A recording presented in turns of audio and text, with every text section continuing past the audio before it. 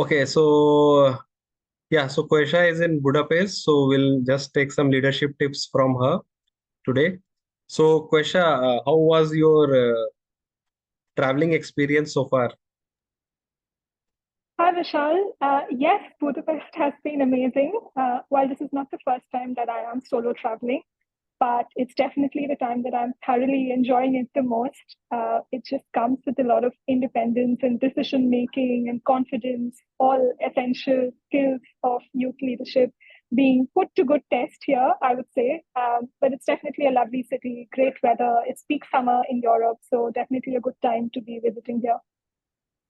So how do you see solo travel versus group travel? Like when did you decide and how do you decide this? Mostly based on the availability of my friends with whom I usually travel. And so it happened that this time none of them were available, and I had a valid Schengen visa. And I thought before it expires, I just want to make the most of it while I'm here in the UK. And it's just very convenient to travel as well from London to any of the places in Europe. It's just a couple of hours of flight duration. And it's also pretty safe, I would say, for solo travelers in Europe compared to other countries. So that's what gives me the confidence as well to just head out solo and just spend a couple of days or over the weekend in these cities. Definitely traveling in a group with friends has its own perks and fun, and that can be a known adventure in itself, no doubt. But I think traveling solo as well has its own fun, and I haven't done it for a while, so it's definitely something that I was keen to do while my visa was valid and just kind of add a new chapter of adventure to my life. So yeah, that's why I'm here. So where do you think the leadership learning will be more in a group travel or in a solo travel? I think it kind of can happen in both scenarios. In a group travel, if you are the leader of the group, then there's definitely some scope there as well to test your leadership skills in practice. Say, for example, if you're coordinating the rest of the group on the itinerary of the day and where you travel and how you travel, then that makes you a leader as well, leader of the group of the people that you're traveling with. And I think solo traveling just has a whole different angle of leadership because you are by yourself and you're a leader of yourself. You're managing yourself, your thoughts, your own time management, and your brain is also playing its own games because you are extra cautious when you are by yourself. You know, you are being careful about your belongings and making sure you're reaching places on time and doing bookings cautiously and stuff like that. So I think solo traveling is definitely a more challenging aspect of leadership because it teaches you to manage your own self first before you can go out and manage anyone else. So I think that's the interesting angle of solo traveling, where it's teaching you all these essential skills of decision making, confidence, independence, resilience as well when you face those little glitches and challenges while traveling. And you have to think on your feet and make a quick decision to combat that challenge when there's no one around to help you. It can be overwhelming, but that's the actual test of a true leader. So when you travel in the group, have you experienced getting limited by the slowest person of the group? Let's say somebody who takes more time to get up, more time to get ready, etc. Oh, 100%. There's always that one person in the group who will be running late. Sometimes that's just me myself.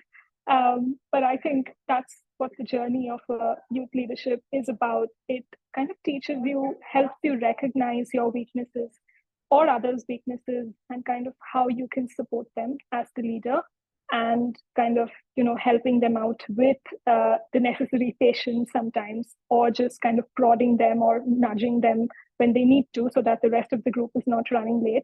So I think being mindful as a leader is really important and being empathetic as well. Not everyone is going to have the same pace or same level of thinking. So how are you going to be inclusive as a leader is something that is really important. And that's what a leadership journey in itself can teach you. So when you travel solo, you have to be your own leader and pretty much ice break with some of the strangers for talking, etc. Like in plane or something, you're getting bored maybe, or you're just curious about somebody. You had any instances like that? Yes, 100%. I always try and make the most of these opportunities while solo traveling. It's all about networking at the end of the day and trying to understand the local culture and its people and how they communicate. And the more interesting angle is when there is a language difference and you are trying to also kind of accommodate the difference in language and translate at your best.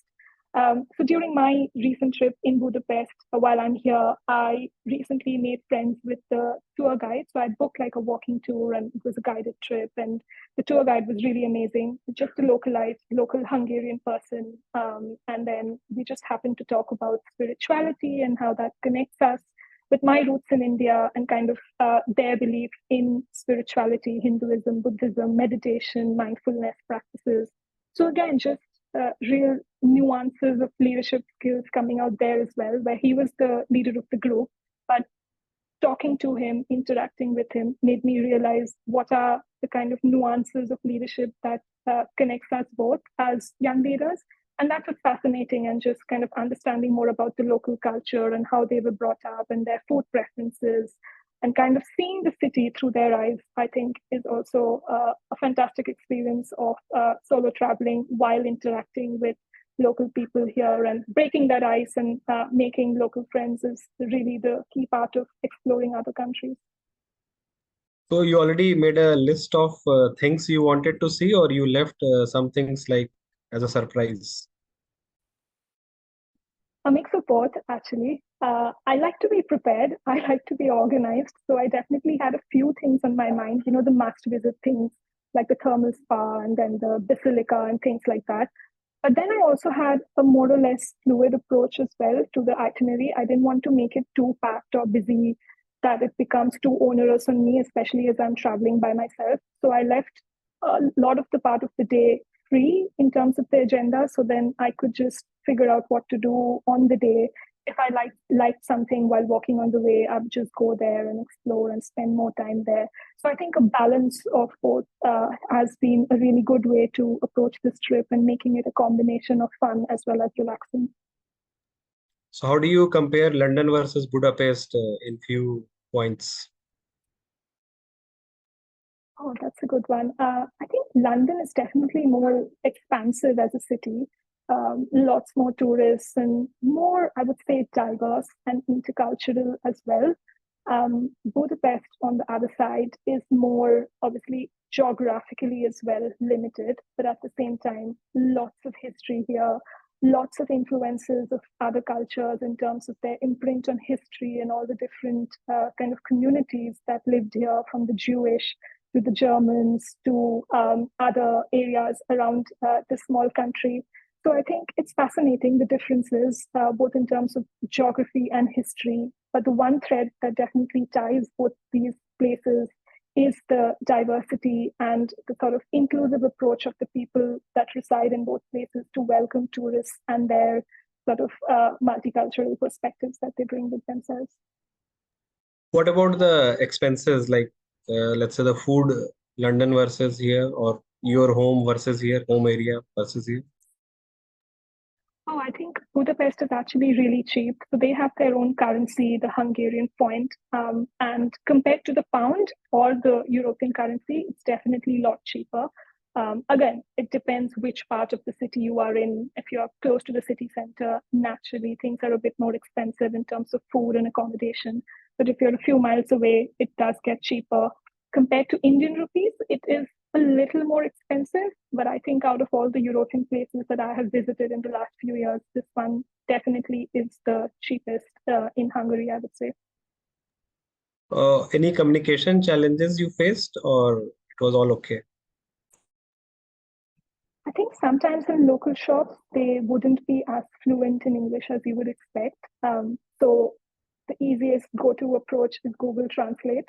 So I was just buying a piece of art this morning, and I happened to ask the person, "What is this made of?" And they said something in Hungarian, and I couldn't understand. So I just took out my phone, translated it in English, and I understood what they were trying to say. So I think it's easy nowadays with technology. Just quick help, Google Translate helps you kind of navigate any of those communication challenges.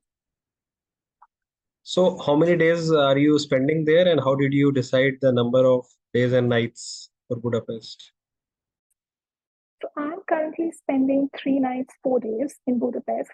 I thought that was a good amount of time to explore a new city and country. So that's the kind of rough guideline I went with. Also, because I have traveled a lot in different European countries, and I kind of had a good idea of the rough estimate of time required to explore a city properly.